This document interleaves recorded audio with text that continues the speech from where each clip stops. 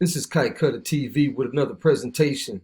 We gotta talk about this. Okay, guys. A billboard boasts Satanic Temple's religious abortion ritual. Abortion rights activists known as the Satanic Temple announced Wednesday they have posted billboards in Texas and Florida to promote what they call their religious abortion ritual. The Satanic Temple claims its members may undergo first-trimester abortions upon demand in states that have enacted the Religious Freedom Restoration Act. Abortion industry giant Planned Parenthood has been working with the Satanic Temple to fight state abortion restrictions. Did you hear what I just said? Abortion industry giant Planned Parenthood has been working with the Satanic Temple to fight state abortion restrictions. We're going to come back to that one in a little while. In 2019, the Satanic Temple also announced IRS had recognized its church as a church with tax-exempt status. As a federally recognized religion, the Satanic Temple utilizes RFRA and the Hobby Lobby precedent to protect its members from unnecessary abortion regulations that inhibit their religious practices and force them to violate their deeply held beliefs. Despite its claim to be a federally recognized religion, however, the Satanic Temple also states on its fact page the group does not worship Satan. Why are you guys called the Satanic Temple if you don't worship Satan? Don't make no sense. Nor do we believe in the existence of Satan or the supernatural. The Satanic Temple believes that religion can and should be divorced from superstition. As such, we do not promote a belief in a personal Satan. Nevertheless, in its campaign to undermine pro-life legislation, the Satanic Temple is now couching abortion in religious terms, much as the same as Planned Parenthood and the abortion industry, referring to terminating unborn lives as health care. That sounds like the opposite of health care. Actually, a friend of mine about a year or two ago, I was speaking to him about Planned Parenthood, and he was like, man, I found out about Planned Parenthood. I thought that you were planning to be parents. I said, nah, man, you're planning not to be parents. So how they word these terms is very tricky and deceitful, actually. Carrying on. Religious freedom ensures Satanists have access to safe abortions that are free from unwarranted state interference. That's what they claim on their website, arguing that Satanists, based on their religion, are exempt from required waiting periods, counseling, and offering of ultrasounds prior to an abortion. Did you hear that? Arguing that Satanists, based on their religion, are exempt from required waiting periods, counseling, and offer of ultrasounds prior to an abortion. That is sad. These people need God in their lives, man, as well as mandatory burial of fetal remains after an abortion in states that have enacted these laws. This is pretty much sick, guys. I'm actually gonna go back and show you guys a video that I did a while back that I don't think it's actually up anymore, but I'm gonna put that one back up, speaking about Planned Parenthood and the founder Margaret Sanger, because if you don't know about Margaret Sanger, you really need to check it out because it's very relevant to what's going on nowadays with Planned Parenthood and how the Democrats are just funded by Planned Parenthood and how basically government tax money goes to Planned Parenthood too. So we're going to dive into that one. Check this out. Now, the argument is that none of the federal money pays for abortion, that is separate funding, and that by defunding Planned Parenthood, you would be eliminating all these other vital medical procedures, which you as a doctor know. I know you oppose legal abortion, but what's your response to Ms. Legance? My response would be that all of the services that she mentioned are available through multiple other sources. And to take an organization that not only makes money by selling baby parts, but doesn't seem to understand the sanctity of human life and is willing to destroy that. An organization whose founder believed in eugenics. You're talking about Margaret Sanger. Yes, and even today, the plurality of their clinics are in minority communities. Mm-hmm. Well, doesn't that make the argument that they would make, which is that the services that you're talking about, forget abortion for a second, but the services you're talking about are not available everywhere, and that's where minorities and people who are lower income get mammograms and treatment for STDs and birth control, et cetera. I thought that they were supposed to be able to get all of those things based on Obamacare. Why do we need Planned Parenthood?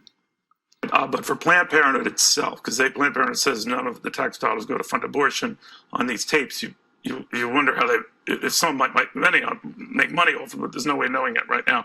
What we do know is it's a controversial group, but Democrats have seized on Republicans' concerns about Planned Parenthood as being a war on women, that you're out to get women.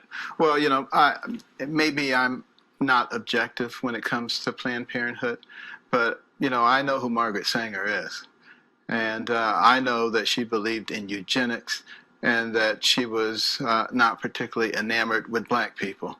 And one of the reasons that you find most of their clinics in black neighborhoods is so that you can find a way to control that population. And I think people should go back and read about Margaret Sanger, who founded this place, a woman who Hillary Clinton, by the way, says that she admires. Look and see what many people in Nazi Germany thought about her. This week, Ben Carson made several remarks surrounding Planned Parenthood that many would call conspiracy theories. Well, you know, maybe I'm not objective when it comes to Planned Parenthood, but, you know, I know who Margaret Sanger is. And I know that she believed in eugenics and that she was not particularly enamored with black people. And one of the reasons that you find most of their clinics in black neighborhoods is so that you can find a way to control that population. And I think people should go back and read about Margaret Sanger, who founded this place, a woman who Hillary Clinton, by the way, says that she admires. Look and see what many people in Nazi Germany thought about her. That she was for targeting certain races, right? A great person, yes.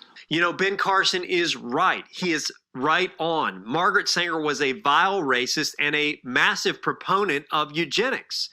She admired the Nazi regime's campaign for forced sterilization and ridding the human race of the so-called unfit. Ben Carson specifically calls out the fact that Planned Parenthood is strategically placing centers in black communities where they can control the black population through abortions and through other birth control. Pastor Clenard Childress Jr. has put together a very well-informed, very well-presented website called blackgenocide.org. I encourage you to check it out. He has lots of good information about this very massive direct attack on the black community, but the mainstream media ignores it. And the Democrats and the leftists and the Hillary Clintons all ignore the fact that almost 1,900 black babies are aborted every single day in this country. You know, Pastor Childress was the first one to, following the Black Lives Matter protest in Ferguson, called attention to the fact that all black lives matter. And then this is morphed into all lives matter. Because at the end of the day, if Americans will not stand up for innocent babies that are being murdered through this very aggressive propagandizing of abortion throughout this country, especially in communities with minorities, who will we stand up for? In 1939, Margaret Sanger, co-founder of Planned Parenthood, started the Negro Project with the aim of slowing and then reversing the growth of the black population. A staunch advocate of eugenics, the so-called science of purifying the human gene pool, Sanger viewed certain races, especially blacks, as genetically inferior and inclined towards producing human weeds. Reckless breeders spawning human beings who never should have been born. Sanger's strategy, still followed by Planned Parenthood today, involved recruiting so-called progressive black leaders who were persuaded that slowing back birth rates was a key to their people's future success and prosperity. A profoundly disproportionate number of abortion clinics were placed near the inner cities. And since then, an equally disproportionate number of our African American population, more than 15 million, has been weeded out by abortion. On this fundamental issue, I will not yield, and Planned Parenthood will not yield, because we know that what's at stake is more than whether or not a woman can choose an abortion. Choices about how we lead our lives. As the most pro-abortion candidate in American history, Barack Obama will make sure this weeding continues. In 1916, H.G. Wells' lover, Margaret Sanger, starts her promotion of eugenics in the United States. In 1923, Sanger receives massive funding from the Rockefeller family. Sanger wrote to fellow eugenicist Clarence J. Gamble that black leaders would need to be recruited to act as frontmen in sterilization programs directed against black communities. In 1924, Hitler pens Mein Kampf, or My Struggle, and credits U.S. eugenicist as his inspiration. I admire Margaret Sanger enormously. Her courage, her tenacity, her vision. I am really in awe of her. By 1927, eugenics hit the mainstream.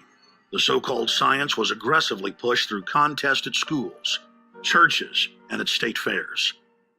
Churches competed in contests with big cash prizes to see who could best implement eugenics into their sermons. Major denominations then tell Americans that Jesus is for eugenics. That same year in the United States, more than 25 states passed forced sterilization laws, and the Supreme Court ruled in favor of brutal sterilization policies. When Hitler came to power in 1933, one of his first acts was to pass national eugenics laws, modeled after laws in the United States.